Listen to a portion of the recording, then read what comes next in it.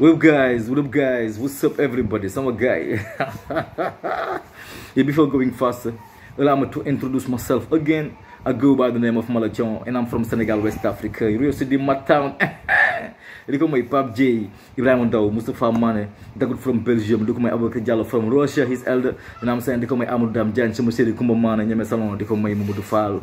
Boy Nante Kaola, they call my Ginches, Mola Morgan, Guy Big Malachon TV, Farmata, Madame Jane, Political Massage, ni Blay Big, ni Big Malachon TV, I'm saying for you. But some guy tell you, je vais parler de Cheikh surtout bu ñu def na Macky Sall dafa am technique c'est une stratégie en matière de politique loolu ma gëmul tu vois wax ci Birima troisième mandat quoi mais balaa boobu noonu ñu xool kii bi rek comment dirais-je sama intro bi rek Big Faa from Gambia lu fi yàqu ñu defar ko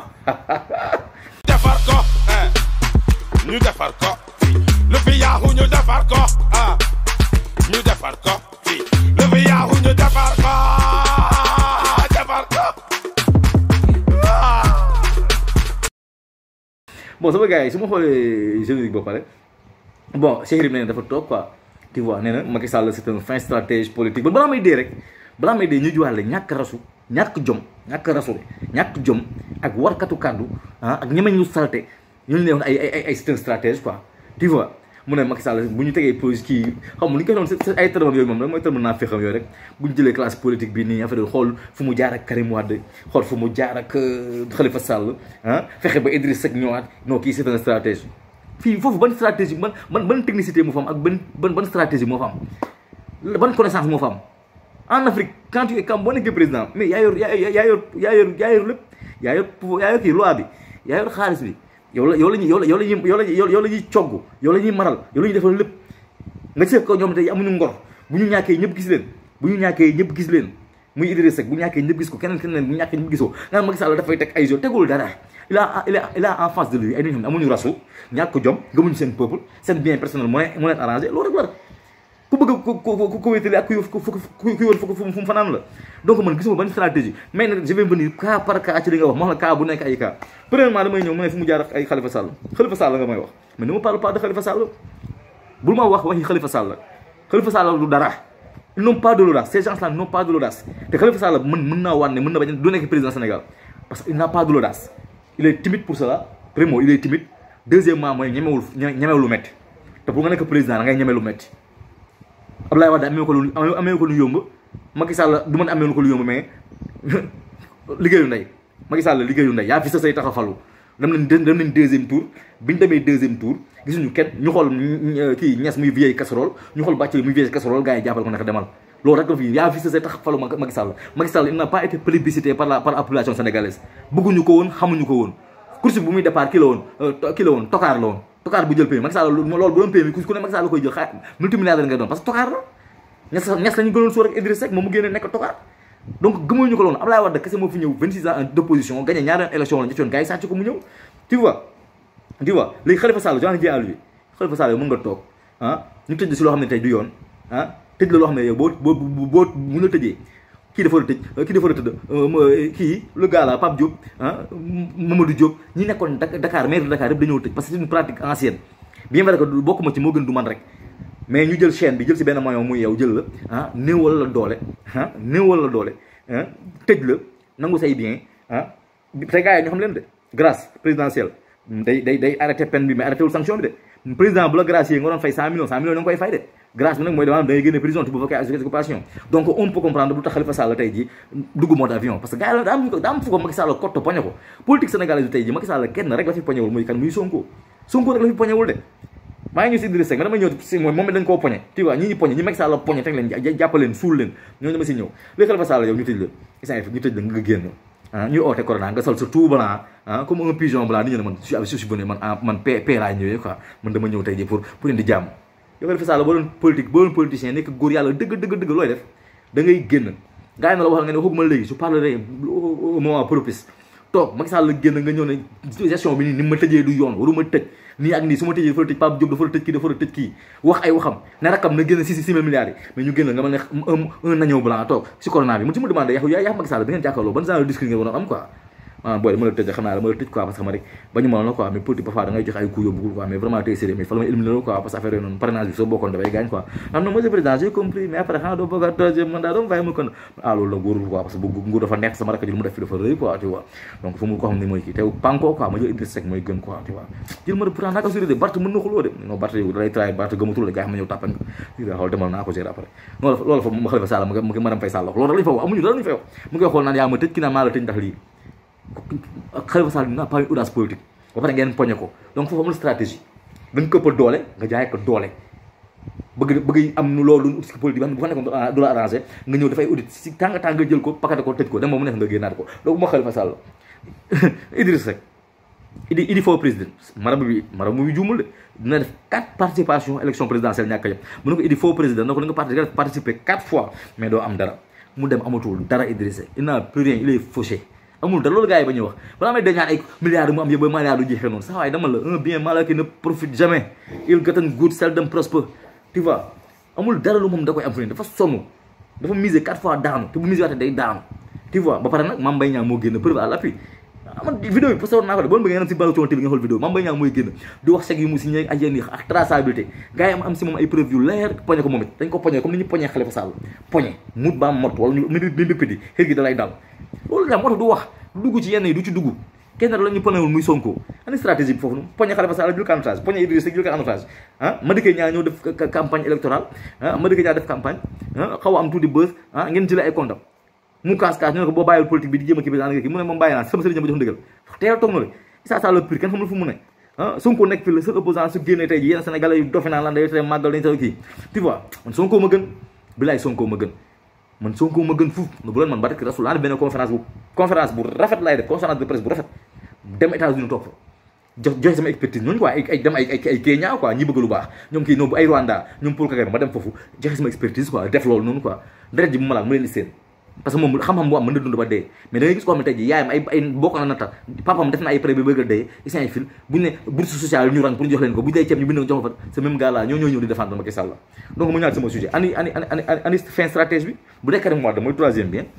ni mu def Karim Wade moom saa bàyyi leen ñu quoi bu leen yëngal quoi ngeen naan ay kii Karim Wade moo Macky Sall mbur foofu ko fëriñ Karim Wade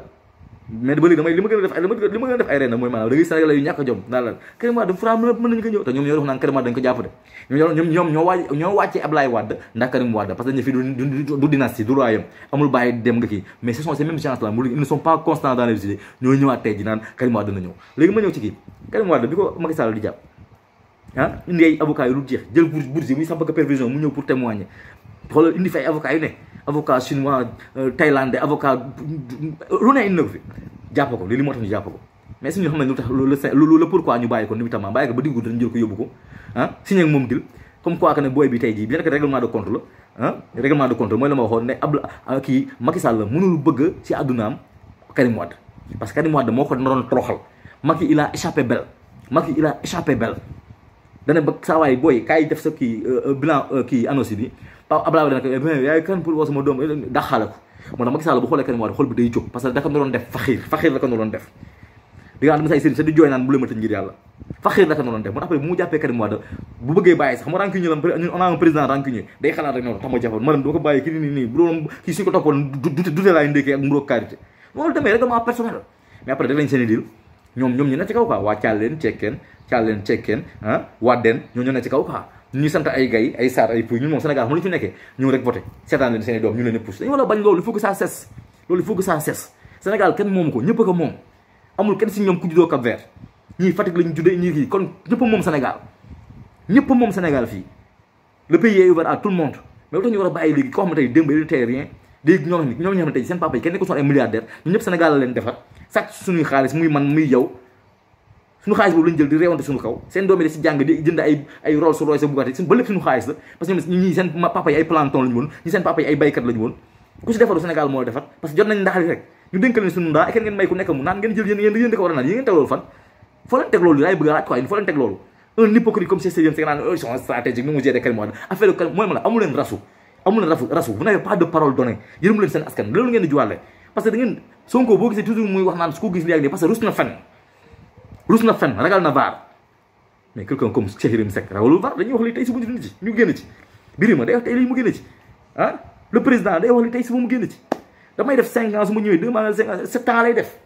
ah am na ay imbécile yu mel ni Birima toog naan da koy def su ko bëggee peuple bay diriger le peuple qui n'a pas son mot à dire un peuple booy construit de beaucoup d'analphabètes ñoo xam ne tey boo leen joxee bourse sociale ak maanaam tey ji nga may leen benn poste maire pour ñoom la vie s'arrête là ñoom dem di yelwaan nga leen di séddale ceeb ñi yelwaan naan jox ñu te xam ne ceeb boobu seen alal lañu ko jëndee sax ñooñu peuple boobu day nax day neexal duppee tu vois donc nous ne parlons pas de peuple ani stratégie bi jàppal Karim Wade na ay Panama Papers Singapour jàpp ko remettre c'est terre mer ah jékki-jékki bàyyi ko di nuitamment ñu bàyyi ko Sénégal ba léegi kenn xamul tax ñu bàyyi ko yow technicien kii nga journaliste investigateur nga Cheikh Yérim Seck loo tax génn kii bi lu tax génn lu tax ñu jàpp Karim lu tax ñu bàyyi Karim Wade temps gëstu boobu doo xam parce que temps boobu si auberge ngay ne di jàpp booy yi ñu jàmm quoi temps bi nga waroon def pour xam lu sax ñu bàyyi Karim Wade doo ko def yaa ngi si auberge yi 5 heures ba 21 heures waaw ñëw foofu yor sa range bi di sonal nit ñi di jàpp tefi di yëpp rek loolu doo xam lu tax ñu bàyyi loolu doo xam lu tax ñu bàyyi kii Karim Wade doo ko xam tu vois donc amul ay stratégie an Macky Sall c'est un fin stratège Macky Sall ban xam-xam la am Macky Sall ban xam-xam la am Macky Sall kan moo ko tànn ni Sonko nekkee gaynde ñëw teg solution di wax di teg li ak di tubaab bi li nii français fa bi ni Macky Sall yaa fi sësay taxafalu moo fi ne kenn nit da xam nga Abdoulaye dañ ko tapas Abdoulaye les gens avaient de l'amour pour lui dañ ko bëggoon ñu teg Sonko comme Sonko tey sofal woon tey peuple bi ko bëgg dañ ko bëgg on voit de lui nit dañ koy idolâtrer idole la su ñun Macky Sall ba avant muy falu nekk idole kenn Macky Sall nekkul loolu Macky Sall bu nekkoon police wala ay institution moom de bu ñuy defeere day signé rek mu dugal mooy du jël décision bi damay ko lay dugal ci affaire na la demal rek Macky Sall tey bu demoon si jàkk ni nekk imam de na yim lay doon day jeetali rek il n'a pas cette intelligence d'où il s'entoure le plus souvent Macky Sall il s'entoure de quoi il s'entoure des gens parce que différence su Abdoulaye Wade ak Macky Sall toujours ma wax ko Abdoulaye Wade kii la locomotive la moom locomotive la mooy bopp bi ministre yi ñooy wagon yi Abdoulaye Wade fu mu dem leen jiite mais Macky Sall wagon la raison pour laquelle day seet ci benn locomotive benn moteur benn bopp train bu ko yóbbaale loolu tax muy indi ay ñas indi ku mu dégg ne mu indi la ay Mamour Sall ku ne lay indi pour maanaam ay kii l'autre journaliste fauché moom it ki nga xam ne tey moom it moo fi nekkoon di bëgg a rey nii Abdoulaye Wade naan l'avion président dama ne Abdoulaye Wade du ñu bëgg a rey waaye ñooñu loolu du ñu wax léegi nii wala fu ne ni tout va bien c'est parce que vous êtes des égoïstes bu seen poste baaxee doon wax les mots du peuple mais dañ ko war a wax Abdoulaye def ko bali moo fi nekkoon tey ji naan avion bi bopp bi lii 94 milliards Abdoulaye Wade tu vois des chiffres plus colossaux te waxoo ci foo ne yaa da ngaan ay Sonko nag yi ni yalu leen dara boo demee Sonko nit ñi ngay song doo leen mës a wax ay Souleymane Jules Diop sax say rasta amoo dara nga mel ne étudiant bu cartouché Europe nekk sa benn néeg yaa Idriss en complicité avec Idriss Seck nga nekk fi tey ji nu muy wax du wax dara waxtu na nekk na leen bu ñu xiifee di bëgg sonal nit ñi bu ñu amee fàtte seen askan doo leen dara ba léegi yow Cheikh Yérim Seck ana stratégie politique bi laa bëgg a xam la moo tax ci bàyyi Karim Wade xam ngeen ko Abdoulaye Wade ak Macky Sall comme que ñun peuple moom ñi mooy ma la wax ñi dëkk ay tëggee ay kii des citoyens ordinaires seen yoon na aussi les intéressés mooy ñoom dañuy toog ñaan non mais ça me fait mal ba sànq rek nga toog ñaan Macky Sall politique moom dafa am caay-caay politique amul benn caay-caay politique Macky Sall mosul teg doog kiiw politique xaalis boo xam li ma ne xaalis boo ko amee lu bëri da lay yomb parce que xaalis boo ko amee ñi lay layal day yomb loo def ñu ne baax na loo def xaw a jum sa ñu ne mooy ñu ne waaw da defal kii nii Macky Sall il n'est pas extraordinaire amul benn affaire de génie bu Macky Sall teg bu nit ñi gis du lenn ne ma lii la à part jabaram di may fay ay millions di defal ay mbër ku jalis mu faj la te waroon jënd suñuy affaire